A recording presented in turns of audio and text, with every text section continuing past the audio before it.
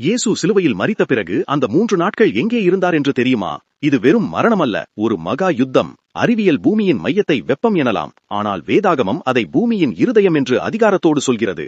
மத்தேயு 12:40 இயேசு சொன்னபடி, யோனா மீன் வயிற்றில் இருந்ததைப் போல மனுஷகுமாரனும் பூமியின் இருதயத்தில் இருக்க வேண்டியிருந்தது. கல்லறை வெறும் வாசல்தான். இயேசு அங்கு தங்கிவிடவில்லை.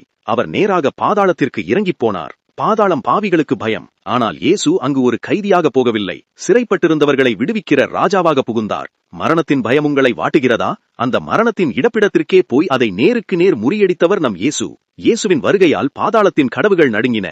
இருளின் அதிகாரத்தை அவர் தன் பாதத்தின் கீழ் கொண்டு வந்தார்.